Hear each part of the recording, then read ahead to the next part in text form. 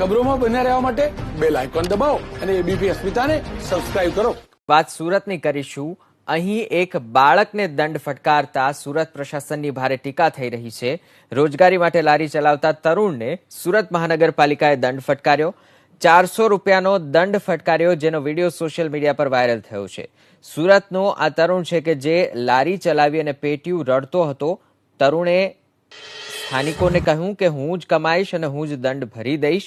Video ઉતારનાર વ્યક્તિએ મદદ માટે 500 રૂપિયાની નોટ ધરી, પરંતુ આ ખુદદાર તરુણે રડતા રડતા રૂપિયા લેવાની ના પાડી. સોશિયલ મીડિયા પર વાયરલ થયેલો આ વિડીયો સુરત મહાનગરપાલિકાની ટીકાનું કેન્દ્ર બન્યો છે. દંડનો હથોડો ઉગામતા પાલિકાના અધિકારીઓ સામે સોશિયલ મીડિયામાં લોકો ફિટકાર વર્તાવી રહ્યા છે. જોકે ગેરકાયદે રીતે થયેલા કોઈપણ દબાણની તરફદારી એબીપી અસ્મિતા નથી કરતું, પરંતુ કાર્યવાહી સાથે થોડી સંવેદનશીલતા પણ જરૂરી છે. 800 ની ફાડી એકને 400 રૂપિયાની સ્લીપ, 800 રૂપિયાની સ્લીપ. હવે આ લોકોનો શું ગુનો છે? આ છોકરાને ભણવાની ઉંમર છે. કાલે ફાડી, આજે ફાડી. કેમ ભાગી કેમ ગયા ને? કઈ લોકો જાગૃત થાવ, તમે બધા જાગૃત થશો તો જ આ બધું કામ થાય. અત્યારે લાઈવ કર્યું, મેં તમને બધાને બતાવ્યું, તરત હાલતી ના થઈ ગયા. તમે બધા સમજો. અને આ બાળક કેટલી ઉંમર બેટા તારી? તું રોવાનું બંધ કર. તમને બેટા જે સ્લીપ ફાડી તો શું થઈ ગયું? રોમાં બેટા. તારા કેટલા 400 લીધા ને કે આપવાના છે? એને શું કે છે? પૈસા નહીં આપે તો લારી લઈ જાય છે. હાલે 500. હાલે હાલે લઈ લે તમે તારે. જા બેટા, જોઈ આની ઈમાનદારી તો જુઓ. આ છોકરાને 500 ની નોટ આપો. હાલે બેટા તું ભરી દેજે. તો કે નહીં, મારે નહીં જોતા, એ મજૂરી કરીને લેવા માંગે છે. તો તમે બધા બોલો ને યાર. ગમે ત્યારે આવું હોય, આવા નાના માણસોને હેરાન કરવાના. સોશિયલ મીડિયામાં એક વિડીયો વાયરલ થયો હતો. તેમાં સુરત મહાનગરપાલિકાના દબાણ ખાતાના અધિકારીઓની નિર્દયતા સામે આવી હતી. એક બાળક છે જે પોતાના પિતાને મદદ કરવા માટે જાય છે અને તેને 400 રૂપિયાનો મેમો ફાડી દેવામાં આવે છે. આ સોશિયલ મીડિયામાં જ્યારે વિડીયો વાયરલ થયો ત્યારે બાળક ધ્રુસકે રડતો હતો અને એ વિડીયો જોનારા તમામ લોકોની રૂવાટી ઊભી થઈ જાય એ પ્રમાણે આ દ્રશ્યો સર્જાયા હતા.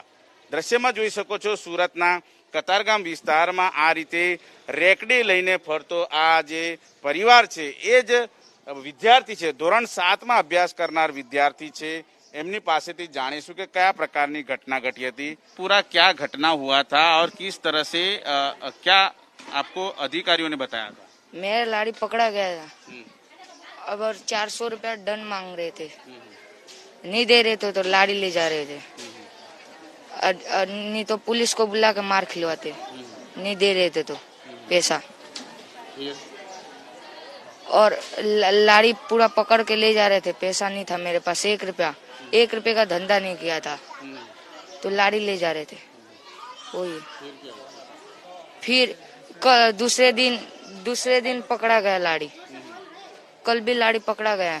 तो उधर भी 400 रुपया मांगने लगे. डबोली 4 रास्ता पर 400 रुपया नहीं था मेरे पास. उस दिन भी 200 का धंधा किया था. 400 रुपया मांग रहे थे तो नहीं दिए. तो हम लाड़ी लगाते थे. अब 5-6 दिन हम ऐसे 5-6 दिन हम खाना नहीं खाए हैं.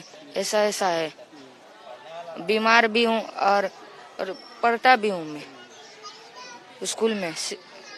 श्री टकर बाबा स्कूल नंबर 339. आपने वो जो अधिकारी थे उनको क्या बताया था?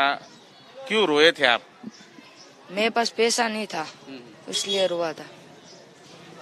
क्या बोला था तुमने? मैंने बोला साहब छोड़ दो ना लाड़ी, अभी कल से नहीं लगाऊंगा. तभी भी नहीं छोड़ रहे थे. फिर भी लाड़ी 400 रुपया लेके गए.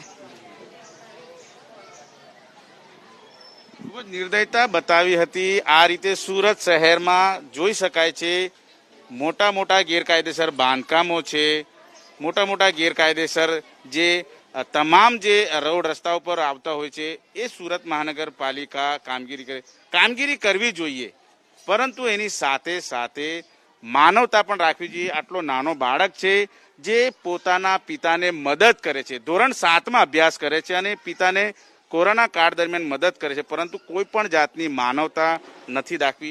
आप पढ़ाई करते हो? हाँ, 7th स्टैंडर्ड में हूँ. 7th standard. हाँ, क्या कर किस तरह?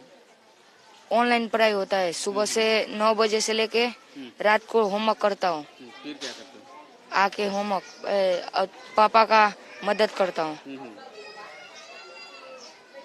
जब ये आपको घटना जो मेमो दिया 400 रुपए का, तो लारी कहाँ ले जा रहे थे वो लोग? लाड़ी एसएमसी खाता में ली जा रही थी।